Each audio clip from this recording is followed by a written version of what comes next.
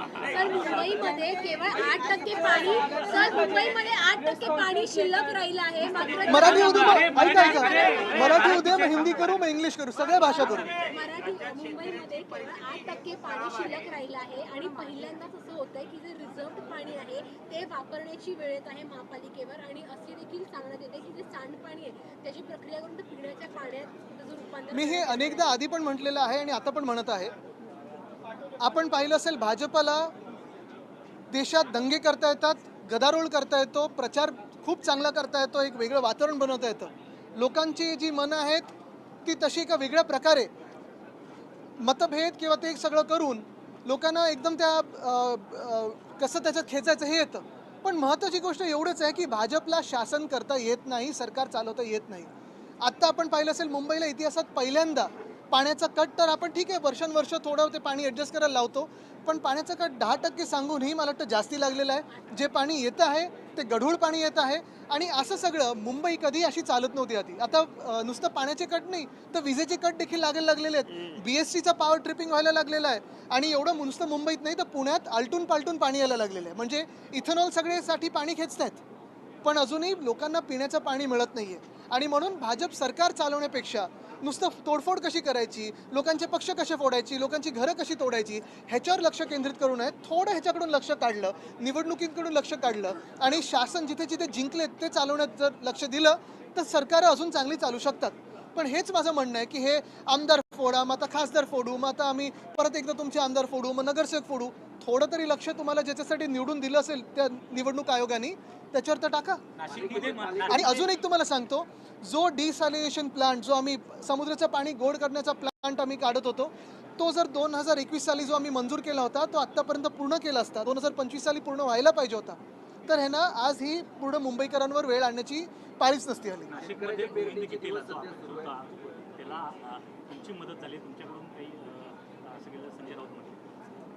मग अशी सांगितलं ना मी, जे खासदार निघून गेले ते एक सांगतायत की निधी मिळत नव्हता, आष्टीकर असतील किंवा ओमराजे निंबाळकर त्याच्यामुळे हे पाऊल उचलावं लागलं. म्हणजे दुसरी बाजू ही पण दिसत आहे की हे सरकार कसं मतभेद करतं हे एक फार महत्त्वाचं आहे. आज आम्हाला इथे सगळे जे आम्ही आमदार उभे आहोत आम्हाला कोणालाही निधी मिळत नाही आहे. जेव्हा कुठचंही आत्ता एवढ्या 80 वर्षाचा जो इतिहास आहे आपल्या देशाचा, जी कुठची सत्ताधारी पक्ष असतील विरोधी पक्षाला देखील थोडाफार पण तो निधी तरी द्यायचे, कारण आम्ही जे येतो ते जनतेतून निवडून येतो. जर तुम्ही आम्हाला निधी नाही दिलात तर अन्याय हा फक्त आमच्या मतदारांवर नाही तर तुमच्या पण मतदारांवर तेवढाच होतो, कारण सगळे ह्या देशाचे नागरिक आहेत. हे जरी असलं तरी आम्हाला जे निवडून दिलेलं आहे ते शिवसेना उद्धव बाळासाहेब ठाकरे पक्ष म्हणून निवडून दिलेलं आहे, भाजप विरोधी म्हणून दिलेलं आहे आणि राष्ट्राच्या हितात महाराष्ट्राच्या हितासाठी आम्हाला निवडून दिलेलं आहे. हे जे कोणी पलटत ना तिथे निधी द्या ते काही मतदारसंघाच्या निधीसाठी नाही, स्वतःच्या खिशांसाठी पळून गेलेले आहेत. हा सौदा केलेला आहे त्यांनी.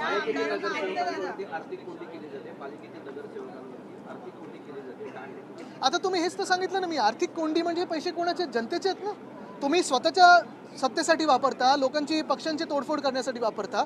हे पैसे जे आहेत ते जनतेचे जनहिताचे तसे वापरले गेले पाहिजेत. पण एका बाजूला तुम्ही पाहिलं असेल मिसिंग लिंकवर पुण्याच्यात तर मी गेलो होतो परवा, मला तुम्ही 10 मीटर दाखवा जे सपाट असेल, तिथे पण भ्रष्टाचार दिसतोय. वरती खालती रस्ता आहे. एक रस्त्याने चांगला बनवलं दाखवा मला. नॅशनल हायवे दाखवा किंवा स्टेट हायवे दाखवा किंवा MSRDCचं दाखवा.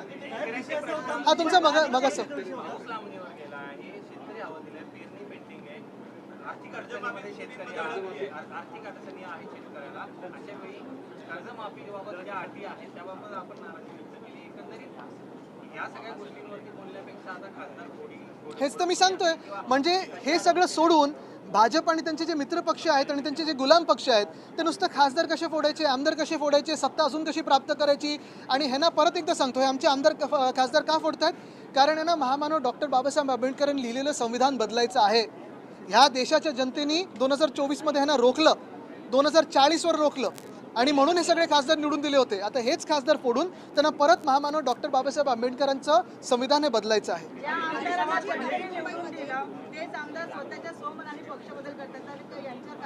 100% होणार आणि हे डिस्क्वालिफाय होणार. जर ह्या देशात न्याय प्रक्रिया असेल तर ती न्याय प्रक्रिया आहे ना डिस्क्वालिफाय करेल, जर असेल तर.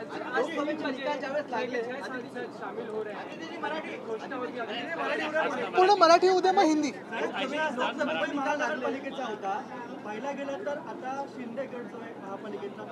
गट नाही, ती कटकट आहे हो यांची. त्यांचं म्हणणं असं आहे की लोकसभेचे निकाल लागले होते त्यानंतर महाविकास आघाडीला चांगलं यश मिळालं, मात्र त्याच यशाला वोट जिहाद म्हणून मी आज परत तुम्हाला सांगतो महत्त्वाची गोष्ट हीच आहे की हे जे त्यांनी तोडफोड केली हे 6चे 6 जे आहेत विकाऊ लोक त्यांनी राजीनामा द्यावा आणि पुन्हा एकदा भाजपच्या चेहऱ्यावर जे कोण त्यांचे प्रमुख नेते असतील त्यांच्या चेहऱ्यावर आज निवडणूक लढवावी. आज पण त्यांना हरवून दाखवा. नवी मुंबईमध्ये नियमांचं उल्लंघन करून डान्स बार अद्यापही सुरू आहेत. आदित्यची नवी मुंबईच्या बहिष्कारावरती भास्कर जाधवांना भास होतोय असं काल सीएम बोलले.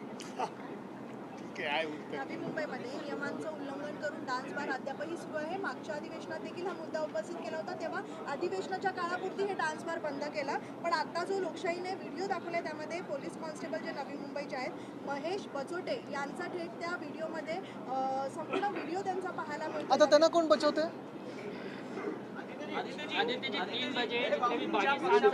तुमचा पहिला प्रश्न होता आता झाला. 3 बजे जितने भी बाकी सांसद हैं थांब आमच्या वरळीचे एक शेवटचा प्रश्न देऊया.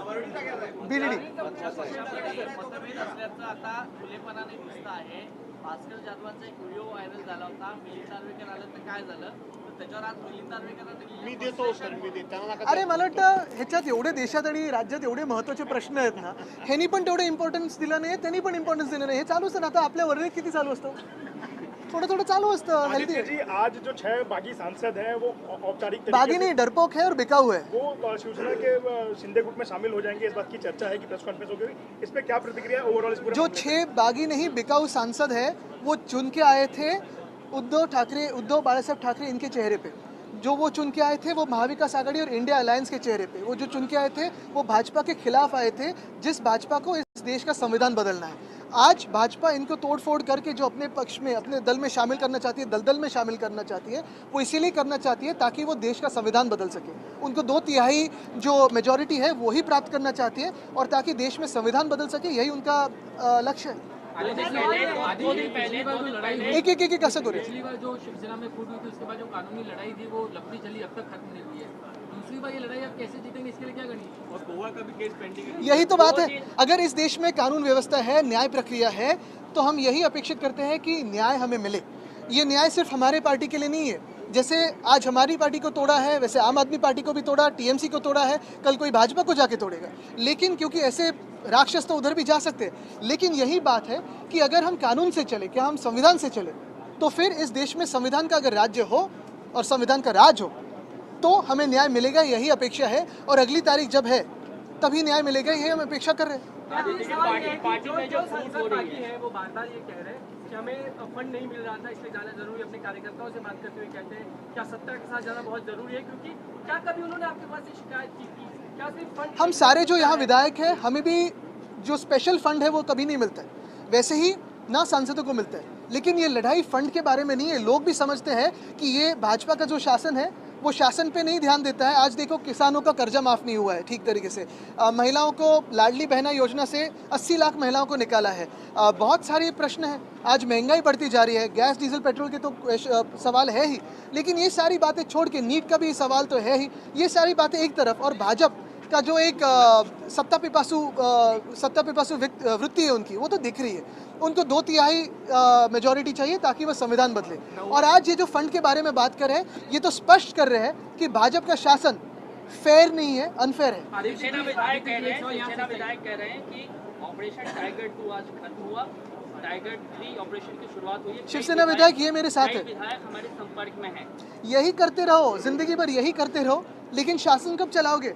आज जनता भी सवाल पूछ रही है कि आपको ये विधायक या खासदार सांसद तोड़ने के लिए जितना पैसा लगता है, 2-3 किसानों का कर्जा तो मुक्त करके दिखाए उतने पैसों में. यही बात है ना कि आज चुन के किस लिए दिया था, क्यों दिया आपको चुन के?